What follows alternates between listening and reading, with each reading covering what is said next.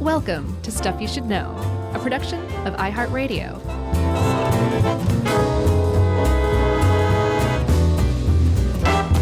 Hey, and welcome to the podcast. I'm Josh, and there's Chuck and Jerry's here too, and this is Stuff You Should Know. I got no little mini joke for this to start. Great. Let's dive into love drugs. Oh, okay. Well, Chuck, would you ever take a love drug if they were available? No, but based on the couple of people that we're sort of highlighting on who've been researching this kind of thing, it's definitely something I think has more merit than when you just think about quote-unquote love drug. Yeah, I think it was a New Scientist even, some very legitimate science magazine source was saying, like, these things are going to be around in 10 years. So there's a group of philosophers, especially an ethicist named Julian Savulescu I think he's from Oxford. And then another guy named Brian Earp, who I also believe is from Oxford. They have kind of been hitting this hard and actually came out with a book called Love Drugs, The Chemical Future of Relationships. I think in Europe it's called Love is the Drug, which is a Roxy Music reference, if I'm not mistaken. And they're at the center of this whole talk. But one of the cool things about when a philosopher puts a book out, there's other philosophers that critique it and give interesting, like, alternative thoughts and explanations and stuff like that. And this is no different from anything else. But what Savulescu and Earp are basically saying is these things are coming, and here's how they could work, and here's what to look out for and how they can help. And that's essentially the basis of this episode. Yeah, for sure. This comes with some caveats at the beginning, chiefly because they use the word love drug, and that's a term that means a lot of things to everybody that you might ask. Right. Across different cultures, even within the same culture, situationally, love can mean something different to anybody. So the first thing to kind of know is that there's not anyone out there saying, like, hey, love is just a phenomenon that's because of the chemicals in your brain. Like, I think even the most hard-hearted philosopher will say, or chemists will say, like, yeah, there are chemicals at work in the brain that release all kinds of hormones and things that make us feel certain ways, and it factors in. But, like, there's also this indefinable thing that we'll never be able to, like, understand and control through a medication. Yeah, I think what they're getting at then from that point on, so they're saying that, yes, we agree love is not just biochemical, but there are a lot of biochemicals involved in the feeling of love, and whatever love is, it's associated with these chemicals. So if we can manipulate these chemicals, perhaps we can jack the feelings of love up or create love or strengthen love. That's kind of like the position they're coming from. And so from that point on, just accepting that love has some sort of biochemical basis to it or signature to it, they then moved on to the work of an anthropologist named Helen Fisher, who had dedicated essentially her career to love, basically. And she divided love into essentially 3 parts. And this sounds really familiar to me. There's no way we haven't talked about this before, have we? Did it seem familiar to you? Just feeling that way about you and Jerry and my wife and my daughter all the time. Let's get to it. Lust. Well, never mind. Apparently you felt about me and Jerry. Romantic attraction. Sometimes. And then attachment, I think, is the one you're talking about. For sure. Those are the 3 stages. A lot of people will say that those occur in that order. Fisher is like, no, it can occur in really any order and then fall back out of order and back into order, which, I kind of agree with that notion. But she does say that, these are the things that package together as what we would look around the world at and agree on as romantic love, like a long-term love relationship. Yeah, and when you look around the world, it's expressed in different ways, sometimes very privately, sometimes there's PDA, like it's just different culturally. But if you strip all that stuff away, you're going to find those 3 stages, essentially, or those 3 parts of that package. Not everybody agrees with that.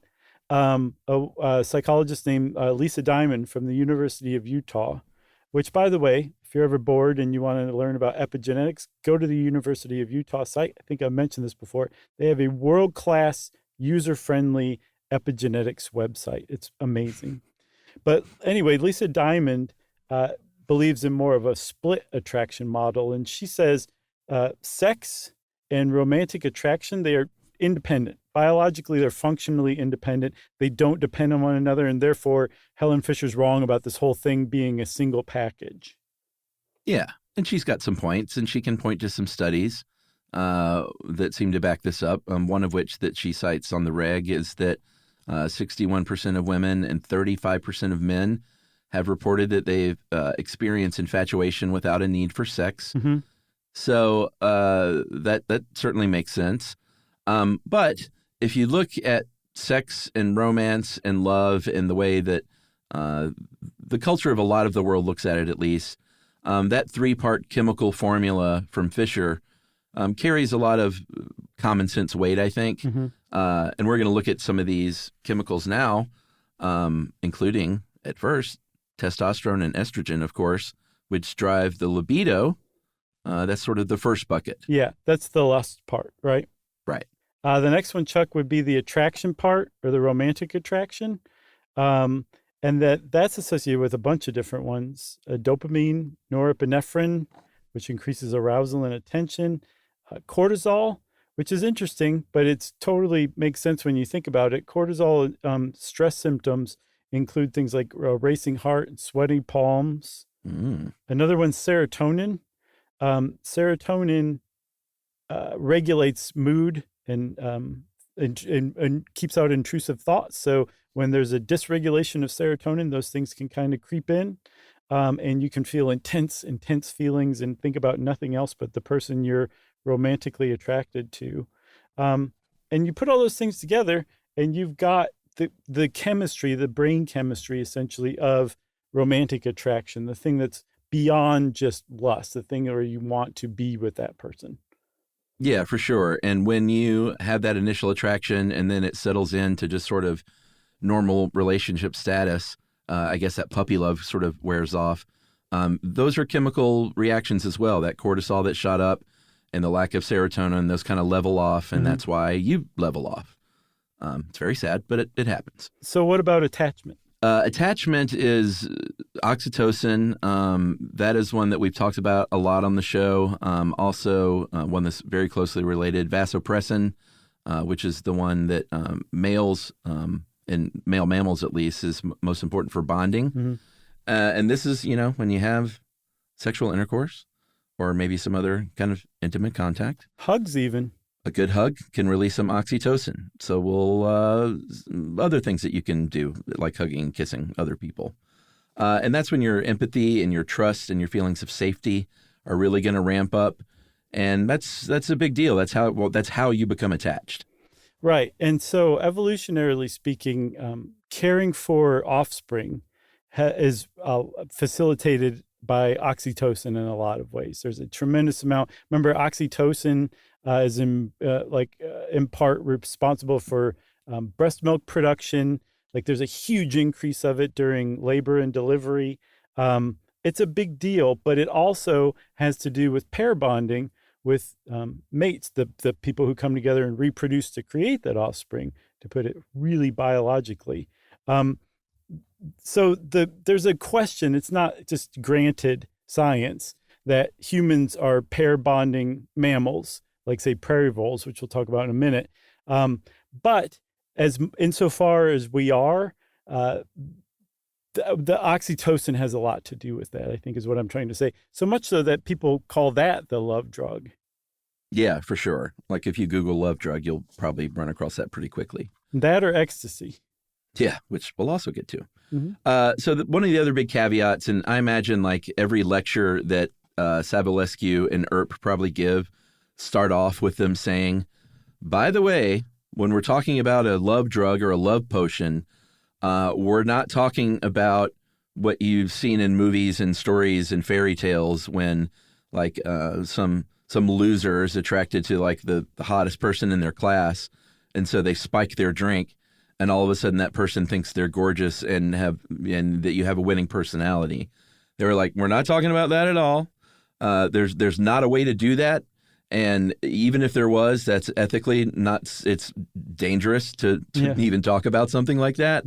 But what we're talking about is people that are in relationships, who are in long-term partnerships or marriages, to potentially use these drugs to give them some boosts when they need it, to increase those feelings, not necessarily take them back to like the puppy love stage, but not do that. Right. I say we take a break and we'll come back and talk a little more about that. How about that? Yes, it's great. We'll be right back.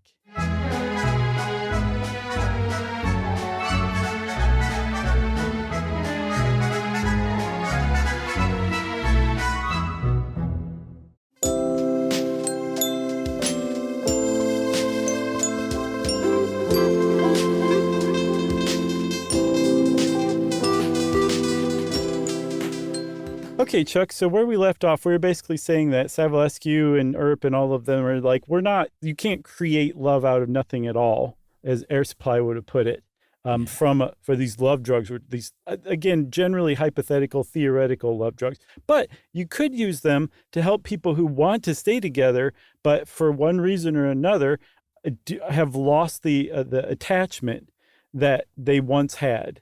That could help people a lot. And that's kind of what they're pointing to as like the main use of something like a love drug, if we ever come up with one. Yeah, and they'll also say things like, hey, if you think we sound like human monsters for trying to sort of regulate or increase these good time feelings by the use of drugs, like, what do you think happens when a married couple that's been married for 25 years and are a little sick of each other, they go on a sweet, awesome vacation or go out and have a couple of drinks together and at a nice dinner?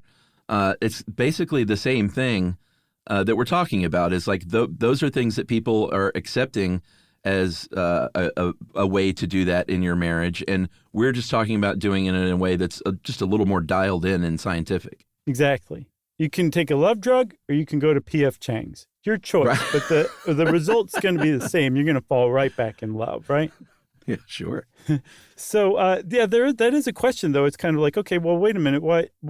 If humans aren't actually pair bonded, if we're not evolutionarily meant to be monogamous, then it does kind of seem to be at least counter evolutionary to take a drug to stay together. I mean, what if that's like, that's a signal. That boredom is a signal that you need to find a different relationship or move on from the other one.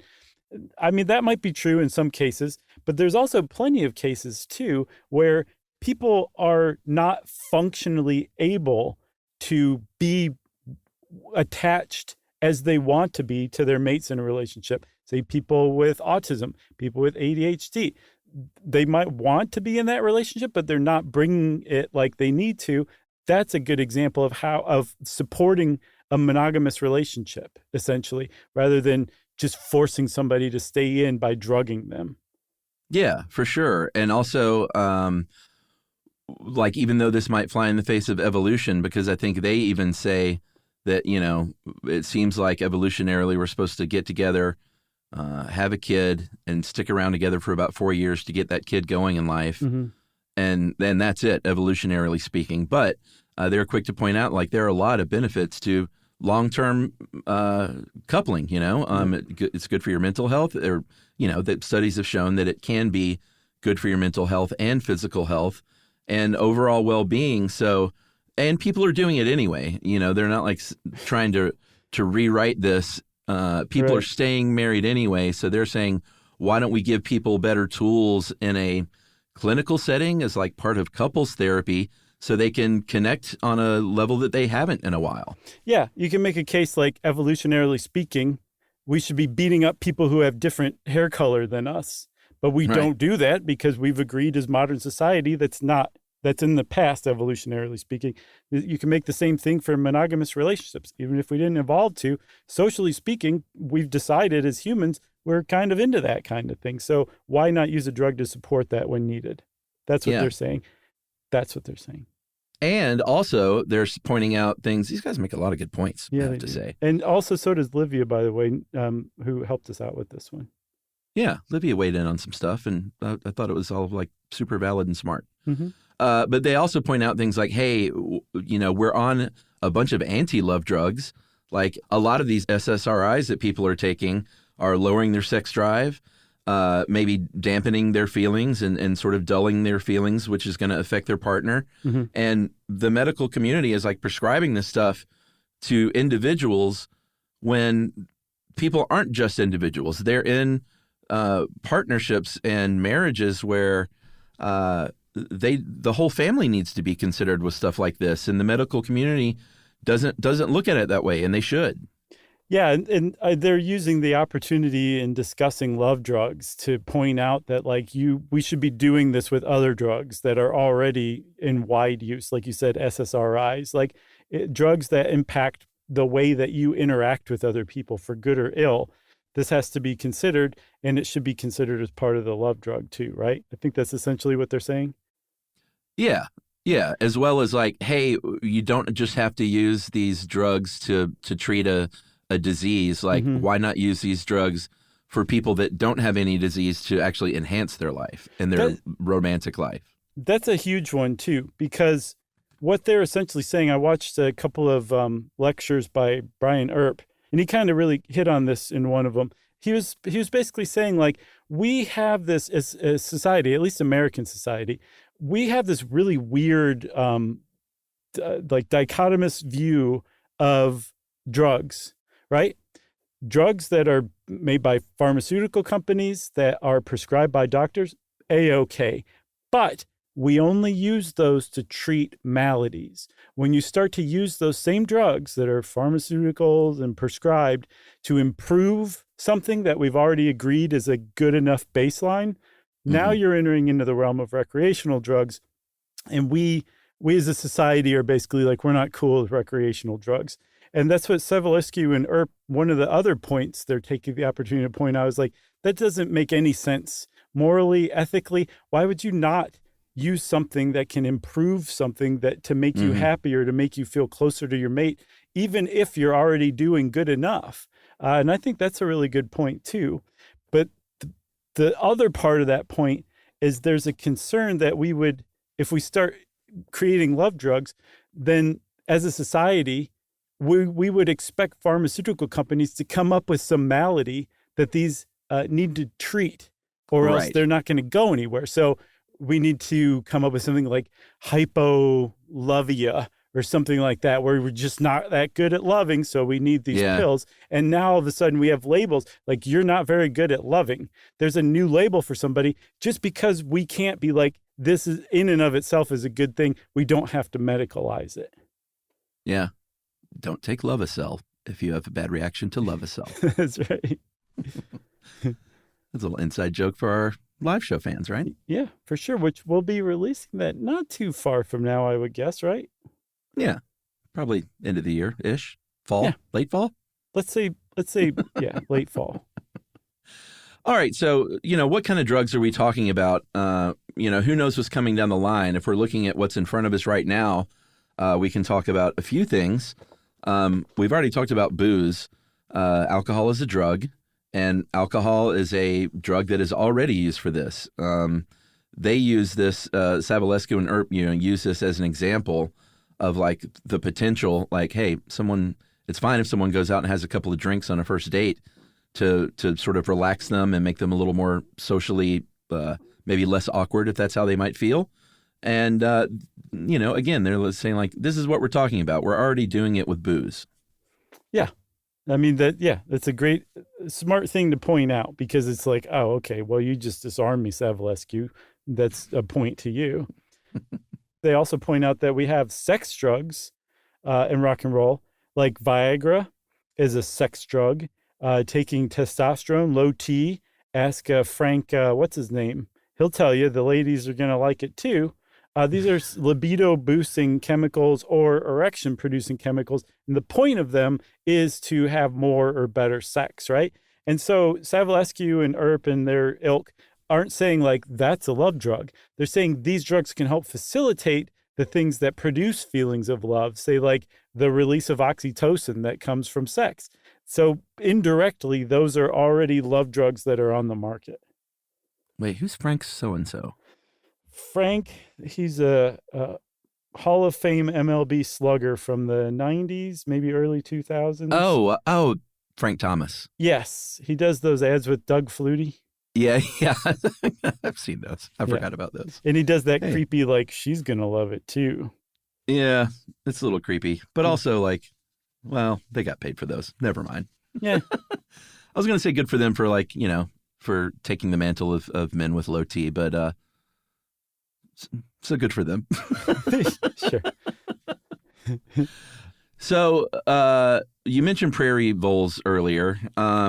Prairie voles are great little rascals. They're good comps for human behaviors when it comes to mating and bonding and stuff like that. Mm-hmm. They bond in ways that are kind of like us in our marriages. So they bond initially to because of sex, because that oxytocin is released, kind of like we do. When they're bonded, they like to spend time with one another. They nest and make homes together. They care for their offspring together. They work together. They go to the farmer's market together. Yeah, they go to the farmer's market. They buy those light up roses at traffic stops. People buy those? Sure. I thought it was just some sort of ploy for something else. Like there's, a kilo of cocaine in the bottom of that bucket. Right, or they want you to like come meet their friend, the leader. Right. Yeah, exactly. Well, maybe it is. I've never bought them. But they've done lab experiments where they have administered oxytocin to females and then the vasopressin for the males. And it caused them to bond just like they would if they had mated without mating. And if they block those chemicals, they don't form the bonds. So it's kind of, it's not direct proof, but it's kind of like sitting right there saying, hello, this works. Yeah, and I mean, again, prairie voles are definitely pair-bonded species, and humans aren't necessarily, but the fact that all of those brain chemicals do the same things to them that they appear to do to us, it is a useful model for sure. And oxytocin, again, we're going to keep hitting that because there's a good reason why people call it the love drug. And there's already available on the market, intranasally taken, like one of those nasal sprays that you squeeze. It's oxytocin. Mm-hmm. It's available in that form. And it shouldn't cross the blood-brain barrier, but it does something. It actually does have an effect. Studies have shown like this actually has an oxytocin-like effect on the people who use it. They think maybe if it doesn't actually cross the blood-brain barrier, it just raises the general level of the oxytocin in your system. Who knows? But from that, people have proposed uses of this stuff that's already on the market in ways that are not quite love, but more kind of tap into the idea that you can build trust with somebody through oxytocin, and that if you dose them with that, they will have to trust you. And here's the other thing about oxytocin is there have been a lot of studies on this stuff, kind of like the early 2000s is when all this got heavily researched, or at least the beginning of it. And a lot of those results were, pretty astounding, but a lot of those studies also can't be replicated now. Mm-hmm. So, experts are now saying like, hey, all those early studies about oxytocin, we really need to kind of pump our brakes a little bit. Not saying completely discount it, but like, let's just do more research. Yeah. And like some of those uses that were proposed that go beyond love, there was a Air Force major named David Dethefs, who in 2007 wrote a master's thesis on using oxytocin spray for things like hostage negotiation and riot control to establish immediate like trust with the police or the military or whatever. And of course, all of this is theoretical, but that's exactly what Savulescu and Earp and the people that are with them are trying to do. They're saying like this stuff could be coming and we need to talk about like how it's fraught and how it could be useful. And that's a good example of how it's fraught. You don't want people controlling you or making you trust them, even though you probably shouldn't, just because they've dosed you with oxytocin, if that ever really becomes possible. Yeah. And, Earp and Savulescu will also say like, it seems to help out in some positive ways, but also some negative ways. And experts will chime in and say, Well, yeah, but in a very limited way, like introducing this, in a not a fake way, but I guess what would it be called, exogenous way to your body. Just go out and take a hike and do some exercising or give someone a hug, and that's about the same effect that you're going to be getting by introducing it, exogenously. Yeah, Exogenously. I like the first time. I kind of do too, actually. But the great thing about an intranasal oxytocin spray is you don't have to give somebody a hug. Right, exactly. And then also MDMA, we said, is something that comes up a lot when you search love drug. And for good reason, too. I mean, it does some wacky stuff to your brain chemistry, including massive releases of oxytocin, dopamine, norepinephrine, cortisol, serotonin, all the stuff that Helen Fisher was hammering, create lust, romantic love, attachment. All that stuff gets released to varying degrees when you take MDMA. It also makes you grind your teeth like crazy. And so people have said, okay, this could conceivably be used therapeutically in some form. And especially before it was outlawed in 1985, people were already studying it like that. They were using it in therapeutic settings like couples therapy. Yeah, for sure. And then when studies come out that say, when you take MDMA, you're more connected, you're more loving to people. There's a greater bond when it comes to even like casual conversations. It seems like everything seems more meaningful. Someone might also say, yeah, but the same thing happens when you take methamphetamine. It's just impacting, instead of oxytocin, it's impacting dopamine and norepinephrine. And like you said, since 85, MDMA, has been banned for study in therapeutics, but it is still used in different countries. A lot of times with people who have PTSD diagnoses, and in couples therapy to pretty great effect. Yeah, I was reading there's some couples therapists, kind of rogue couples therapists, who are like, I can't tell you to go buy MDMA. And I certainly can't tell you where to go buy it, but I can tell you that if you have it on you and you show up to this particular place, we're going to be having a retreat where you and your wife would be able to take this in a therapeutic setting. So people are still trying it. And anecdotally, they report, especially compared to methamphetamine, there's a lasting effect of like the attachment that can be produced by MDMA that lasts beyond the experience of being on MDMA. So it could conceivably be used as such. But I think if there's, if we can isolate oxytocin and you can use that, I would guess we were probably going to go more in that direction than MDMA. And if you have cash, you might see my office manager in the parking lot. Oh, yeah. I don't know anything about it. Right. Sharky. Is that the office manager? Yeah. With loads of MDMA. Let's take our second break and we'll come back and talk about the opposite of this. How about that? Let's do it.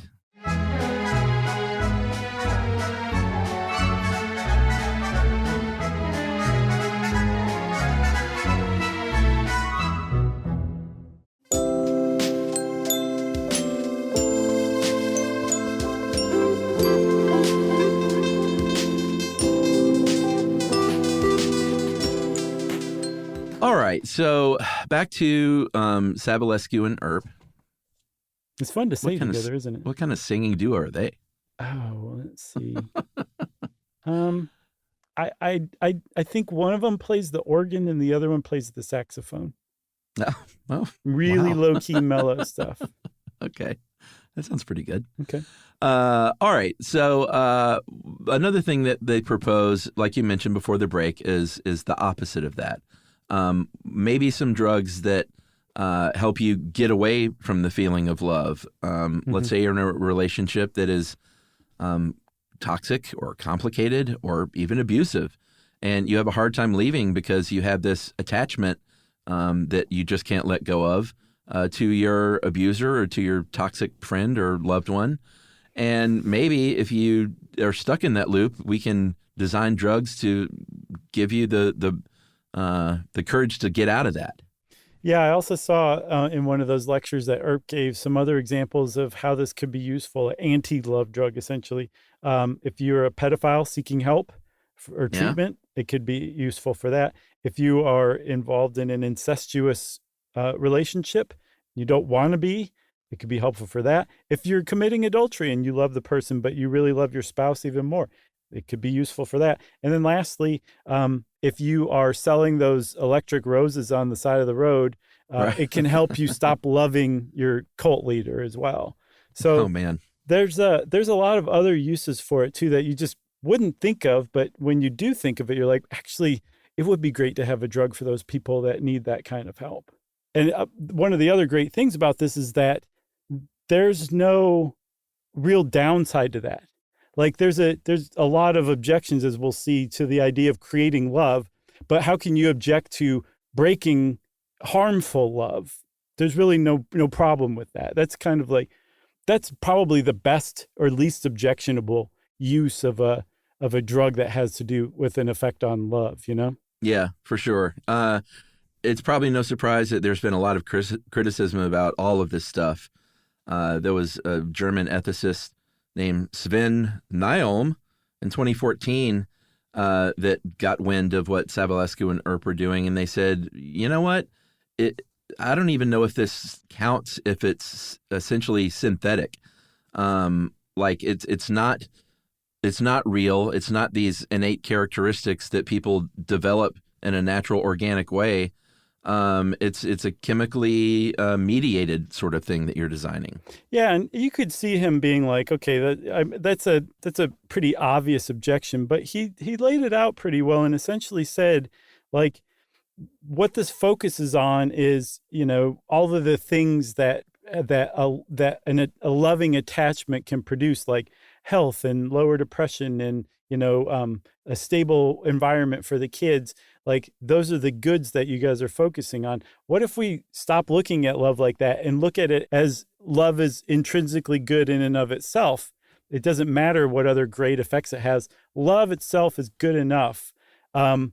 Then if you're producing that chemically, even though you're creating all of these great side effects like stability in the house or, you know, just good times, it's not love. You can't say that it's love. That's ultimately what his objection is. Yeah, there's another guy from Cal State, a guy named Jacob Blair, another philosopher, who talk about, you know, he just imagines two people in a relationship, and he's saying, well, here's the thing, though, is one's love for the other doesn't depend on the actual true characteristics of that person and like who they really are. And like, I hear what you're saying, Earp and Savulescu, about like, yeah, but you know, romantic dinners, it's the same thing, and alcohol is the same thing. But he argues back that like, yeah, but you can't go to romantic dinners every night and just have 3 or 4 drinks every night to keep that, you know, quote unquote, genuine love going. It's not like a good comp. Who can afford to go to P.F. Chang's every single night? Not me, man. Nobody. Not even the owner, P.F. Chang himself, couldn't afford that. So there's another objection to what Jacob Blair and Sven Nom were saying in defense of Savulescu and Earp by a Montreal ethicist named Haichem Nar. Haichem Nar argues that even if you're just producing something that's like not actual love, those side effects that are good could be enough to keep you around so that you are still experiencing all the stuff that love produces. And so if it's not actual love, you could still conceivably appreciate the other person's characteristics that make you love them. And so the whole thing kind of becomes hurly-burly at that point. And really, what's the problem? Are you guys just being philosophers, I think is what Nar was saying. Yeah, there's definitely a lot of that for everybody who is a philosopher, right? You know? Yeah, for sure. That's just the nature of the beast. It really is. They love to argue and put up weird situations to prove their point. Yeah, I mean, that's just the deal. There's a bioethicist named Peter Harrison Kelly who went about it arguing it in a little bit different way, which is the notion of something like oxytocin being a love drug. You know, it all depends on this notion that that attachment is a feeling, like it's a drive that you have. And he said, I don't think it's that's the case, actually. It's not like you don't have this drive to constantly feel this way toward a person. Like you have these hormones that may encourage that, but you already have to have that attachment in place to begin with. But I mean, it seems like that's kind of what Earp and Savulescu were saying, though, right? Yeah, I didn't 100% understand what the issue that Harrison Kelly was raising was, that Earp and Savulescu didn't agree with, like you were saying. Like they're saying, like, yeah, you can't create this out of the blue, but you can support it. I guess what he was saying is more, he disagrees with Helen Fisher's idea, like you were saying, that it's a drive. Like you can't compare attachment to hunger. Like attachment is its own thing. It's separate from all of that. So you're not boosting attachment. You're boosting the trappings of attachment. The feelings that you get from attachment are being boosted, but don't make any mistake that you're actually boosting attachment itself. I think is what he's saying, that it's more than just some sort of biochemical drive. So yeah, in a way, he's certainly arguing and at the same time supporting their point, I think. Yeah, I think I agree. That's exactly what he's saying. Totally. And then, of course, we have to talk finally about the fact that, these kind of things in the wrong hands. We've talked about spiking a drink or something like that, being it's an awful thing to do. Conversion therapy. I could definitely see this getting into the hands of people who think they could use it to convert LGBTQ people. Like, hey, let's just go put two people in a room together put a man and a woman there together and give them this drug and see if that cures them, that kind of thing. Exactly.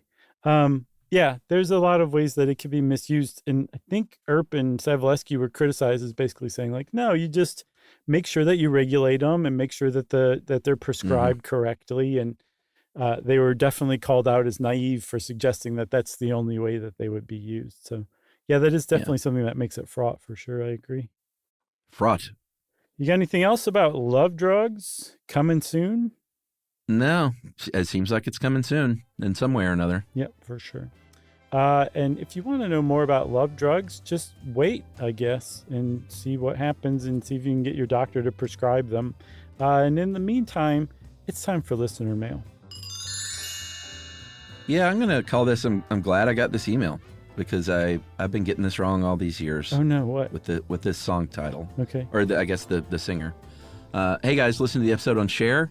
One of you mentioned, and it was me, Chuck, working at retail at Christmas, it was at the Gap, and repeatedly hearing the song Santa's Got a Brand New Bag by James Taylor, which, you corrected me in the moment, obviously is James Brown. But he said James Brown is also incorrect.